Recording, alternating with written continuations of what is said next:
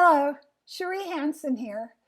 As usual, I am a coach and a teacher that helps people grow into who they were meant to be instead of just struggling around in a lower energy. And I am my own laboratory rat. I love experimenting with myself and seeing what kinds of things lead to greater sense of security, support, uh, more gentle way of living and looking at the world. And I've really been enjoying the 9-part Hay House series called Exhausted. One of the things that it says in that series, which is just something we should all know, and that is we are constantly trying to think our way out of a stressful situation with a brain that is inflamed. Why is it inflamed? Because it's stressed.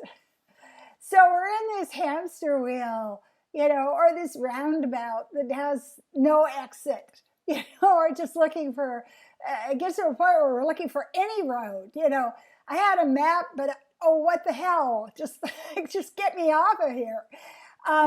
So it's interesting to me to see that my focus the last 2 weeks has been really getting more REM sleep.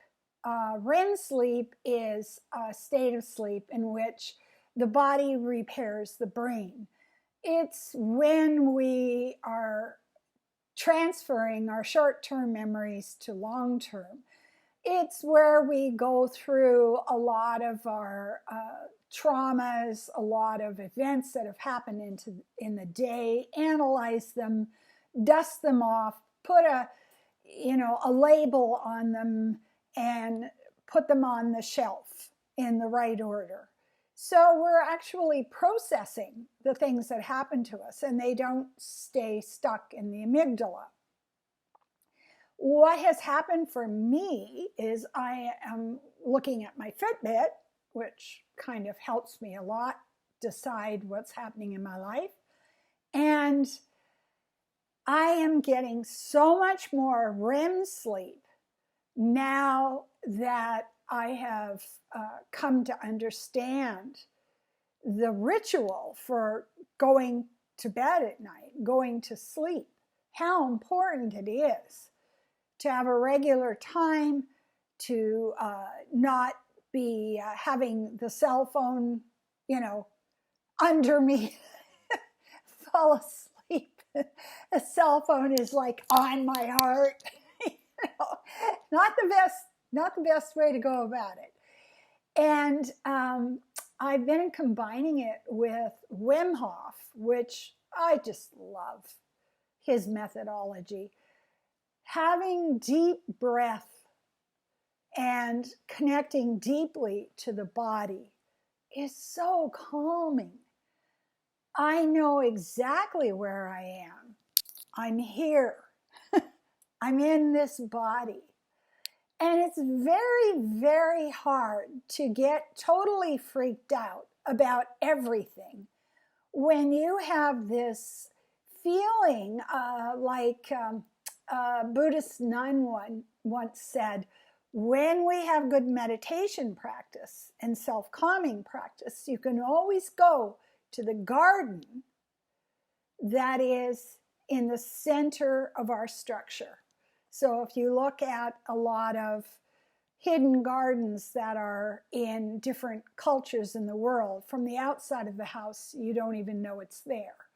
And then you push through, and in the center is this place where plants are growing, flowers are growing, the sun is streaming in, you can hear water.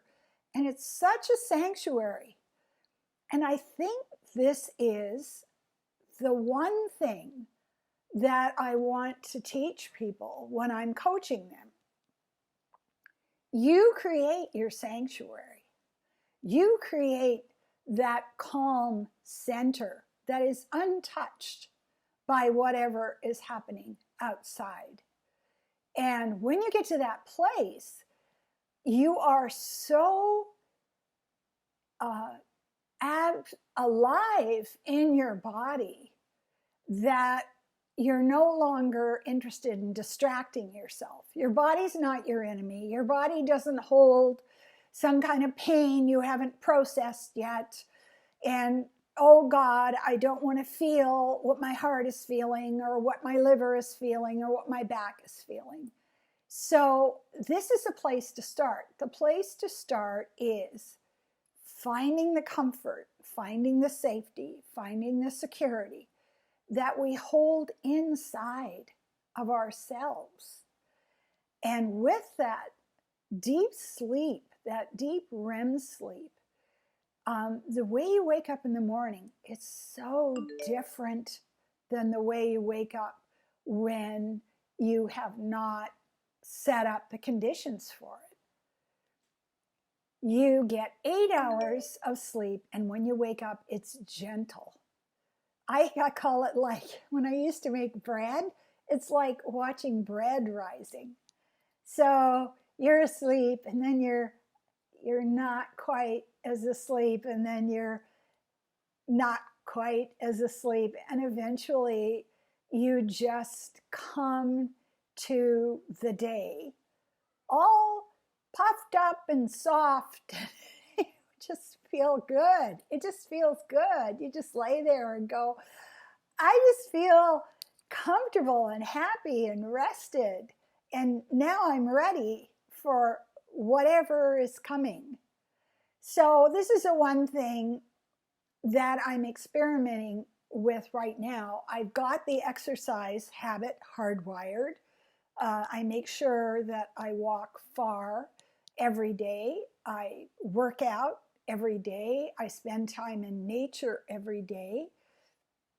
But the part that was missing for me was to honor the fact that my brain needed deep REM sleep, and my body needed the deep sleep.